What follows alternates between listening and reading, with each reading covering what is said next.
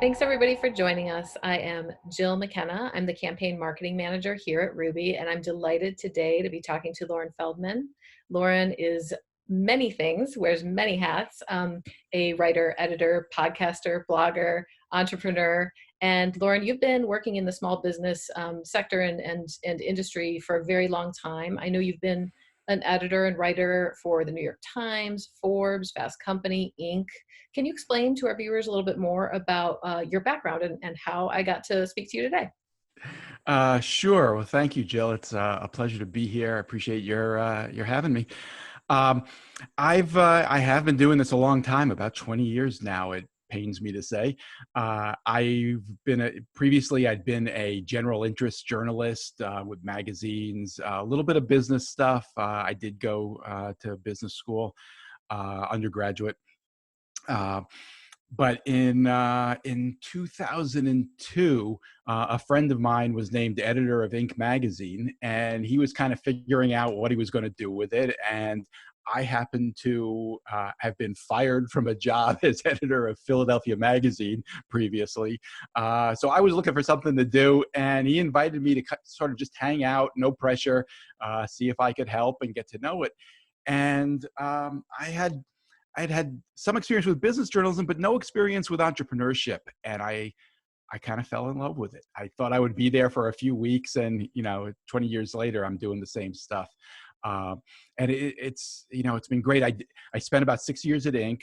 And then I went to the New York Times. They kind of asked me to build their version of an Inc. magazine as a web vertical inside the New York Times. And I did that for about 6 years. And I went to Forbes, and they wanted me to do their version of it. And I spent about 5 years there.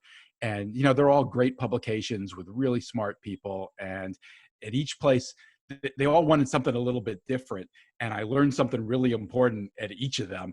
And then ultimately, about 2 years ago, decided to leave Forbes and try to bring it all together in one place. And I found a partner who was kind of my backer. And we created something we called 21 Hats, referring to all those hats that an entrepreneur has to wear.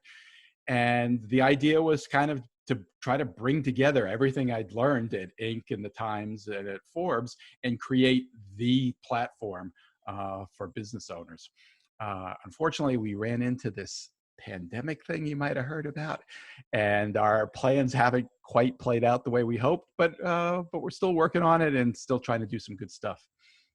So I'm curious with your work with the small business owners and speaking to them, what are the creative collaborations or problem solving practices that you're seeing entrepreneurs embrace now, and which ones are working and which ones maybe are not so much? Interesting. That's a really good question that I should have some more time to think about. I can come back to it. No, let me give it a shot. Okay. I'm trying to think of a good example. I think, we've all been so thrown off by what's happened. We've all had to develop new routines and, figure out new solutions, do things differently. And I think that's, again, a lot of that's been out of desperation, and it's been difficult, and not all of it has succeeded, but I think it's broken down barriers that will, help a lot of people in the long run. Um, you know, the fact that you and I are having this conversation over video right now, this kind of conversation happens. You're doing this to publish it, but people are doing this all the time not to publish it. And one of the things that changed for me, we collaborated with a lot of people on webinars. And, the idea that webinars have existed for a long time, but the idea that we could get a large number of people to set aside time in the middle of their workday to watch a webinar at the drop of a hat, it would have occurred to us. But it became something that was acceptable, and people started doing it. And we found ways to partner with other companies that had information to share. I just did a webinar for a really terrific organization called The Great Game of Business. They they're not that well known. They're not a household name, but they have a cult-like following among people who believe in the practice of open book management. The idea being that if you share what really drives your business with your employees, that your employees will get much more engaged. They will care more about their jobs. They will look for opportunities to help the business. They will generate ideas from the front lines that you otherwise wouldn't have gotten. And a lot of business owners who do it actually say it takes the weight of the world off them, because it means they no longer have to answer or solve every problem themselves. A lot of the best answers, better answers, actually come from the front lines up to the top. So anyway, they have a terrific organization. I've been going to their annual event every year for, I don't know, close to 10 years. And I've made a lot of great contacts there. This year, they had to cancel it. Actually, I think it was held last week or maybe this week. I've lost track now. But I suggested to them that they let me do a pre-conference webinar talking about all the reasons not to do open book management, because a lot of people are skeptical of it. A lot of owners say, why do I want to share that information? And yes, if they're not doing well, they're concerned that they'll scare their employees away. They'll run in the other direction. If they are doing well, they're concerned that their employees will ask, well, why aren't I getting paid more? Those are very legitimate questions. There are good answers to them. So I pitched this collaboration. Let me do it. We'll host it, but I'll do it for you. And it'll turn into a video that you'll be able to use for years, because anybody who considers joining your organization and adopting this practice is going to have these questions. They're going to want to get them answered. Let's just create the best possible conversation we can. So I took 3 of the owners from my podcast who I knew were skeptical about open book management, and got the organization to supply 3 of their, superstars, people who have done this for years and had success with it.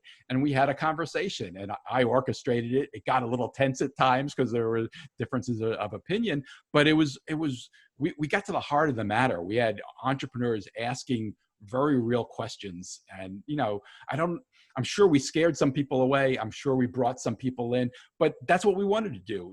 It's not for everybody. Some people who were scared away should have been scared away. It's not right for them. But for others, it would work. And I'm hoping we, had a conversation that helped a lot of people.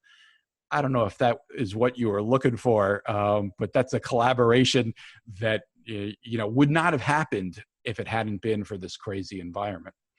Yeah, I mean, that's exactly it. I'm seeing things happen that, I liked to say, as I was an entrepreneur, with competitors and people in my industry, rising tide raises all ships, right? So there's so many different ways to come together. I read, kind of when this all started, I was reading an article that was about Mark Cuban speaking to nonprofits of like what they're going to be facing, and, kind of the hard answer for them from his mouth, which I think makes a lot of sense, is, you might have to combine forces. You might have to meld your ideas into one. You can't all survive and ask for the same amount of money. Some of you have better mailing lists. Some of you have better adoption events. Some of you have better whatever. And it's maybe time to group, which I think makes a lot of sense. And I know that there's even small businesses doing that. Does the city of Chicago need 25 comic book shops? No, but maybe it needs 10 or 15. And maybe you've got a better back catalog than I do, or whatever.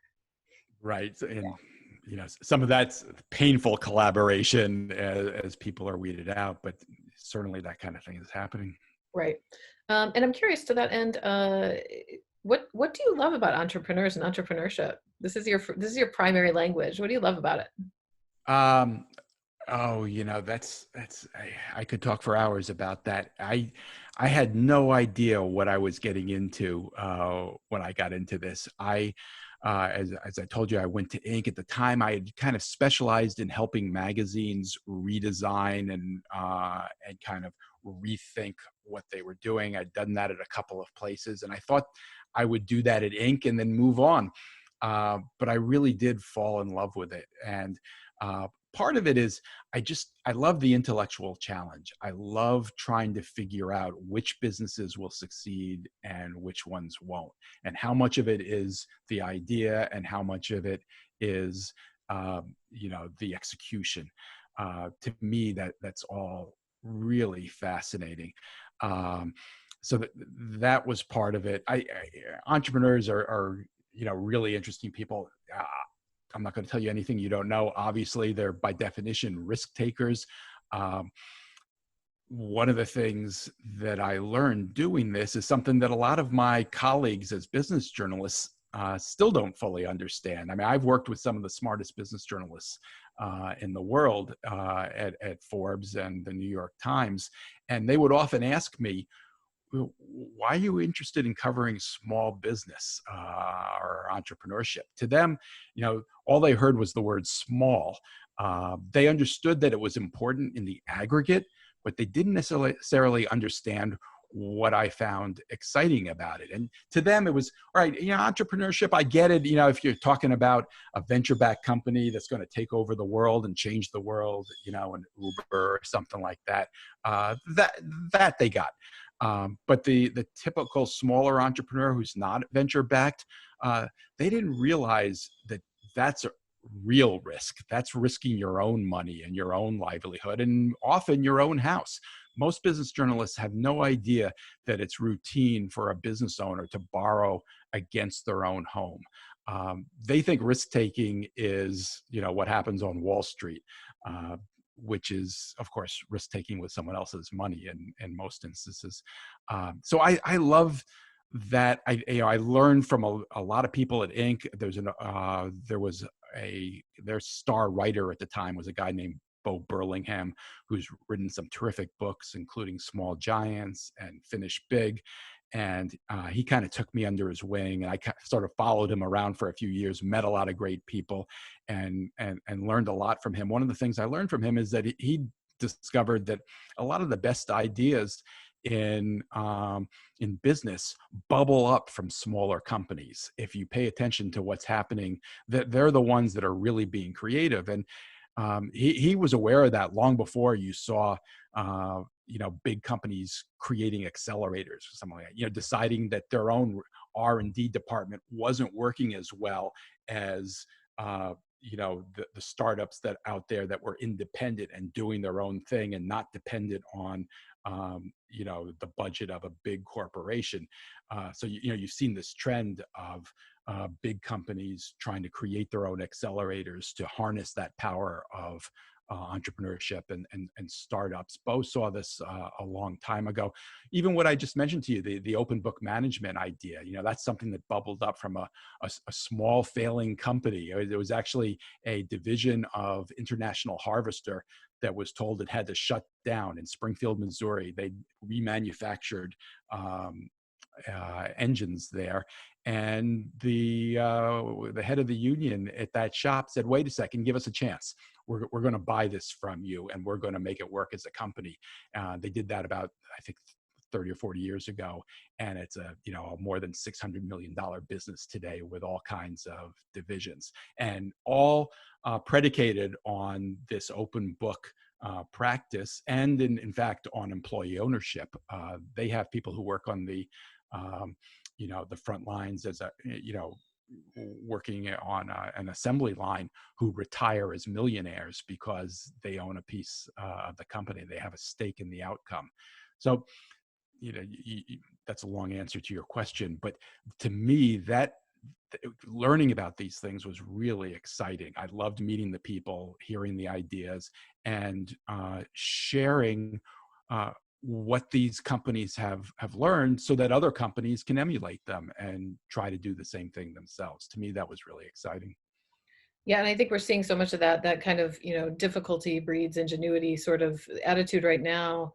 When I had a business, it started during a recession, and it took off like gangbusters. And a really interesting story I came across doing this series is, I talked to two folks in Louisville, Kentucky, and they were attending a protest after David McAtee's murder. And during the protest in Louisville, Kroger shut down in the neighborhood with customers inside and said, "We're not doing this." Boarded up the windows. People coming in got kicked out, and left the whole West End of Louisville in a food desert. So they ended up starting their own delivery and order service for groceries for their neighbors and community, nonprofit. And then they realized that the community really needed it. So now they're starting, it is a for profit business, and I'm not sure what the model is called. They're taking very low profit, but what they're doing is creating living wage jobs and giving the employees at this market there, they're creating some status in the community that these are good jobs. We're not going anywhere. We're not a nonprofit who's coming here in here fly by night. We'll only be here 6 months. We're going to establish and stay here and create a community market so that we're not reliant on these other companies that are just going to leave when things get hard. And that's one of the coolest stories I've heard come out of this. And what a business model to create from difficulty that supports its own community and becomes symbiotic. It's been great. That's a great example. And actually what you were saying about your own business, you only mentioned it briefly, but that's a perfect example too. I mean, when I first got it started and started meeting entrepreneurs like you, it was all new to me. And the idea that growing really fast, that seemed like, well, that's everybody's dream, right? That's what you want. That's everybody's goal. But the stress that can create and the dangers of failure that can create, I had no idea. It was. I'm not saying anything that an entrepreneur like you doesn't already know, but for someone from the outside, learning that, trying to understand that, that's just a perfect example and why I love meeting entrepreneurs like you as I started trying to figure this out. Yeah, I mean, it's a tightrope every day with no net. It is every single day. And it's, before I came to Ruby, which is such a great place for me to be because I'm really serving small businesses, which I understand so much, every single day was, you never knew what you were going to get. It was often, in the car, eating grocery store sushi on the way from meeting the banker to go meet somebody to see if I want to hire them, to go meet, a manufacturer, to go meet a vendor, and then if I'm lucky, get home at a decent hour, eat dinner, and then start working again until midnight. And it's every day, and that was for 10 years. And yeah, I'm just sad I didn't meet you sooner because I think we would have avoided some of the pitfalls of being too successful. Like nobody tells you, in our country with our model of business that you can be too successful and you can be too successful too quickly. If you haven't seen it, there's a terrific book called No Man's Land. It was written by a guy named Doug Tatum. And what he writes essentially is that every company that has any success is eventually going to reach a point that he terms no man's land, where the things that allowed you to succeed to the point where you succeeded are no longer going to work. You reach a point where you get a big contract or something happens and you have to step it up. And the people you have in place, maybe they've been great. Maybe they're your friends. Maybe they're your relatives. They've been incredibly loyal. You love to see them. Maybe you spend Thanksgiving with them, but they're not the right person to take the next step. And you have to have a really difficult conversation with them. That's just one small example. It might be your relationship with your bank that you've outgrown. There are any number of things. You're going to hit a wall in all sorts of ways. And that's if you're successful, and that's something a lot of people don't realize. It's just so hard. So if folks want to find out more about your podcast, your daily email, where can they go and find out more? Well, they can find me on LinkedIn if they'd like to connect. I'm always happy to connect with people. It's Loren, Loren, Feldman, Feldman. They can go to 21hats.com and find our archive of podcasts there. We'll be publishing a new one on Tuesday. We always publish on Tuesdays, or they can go wherever they get podcasts, whether it's Apple or Google or whatever. Yeah, thank you so much for your time and insight. I'm really My, appreciative. my pleasure.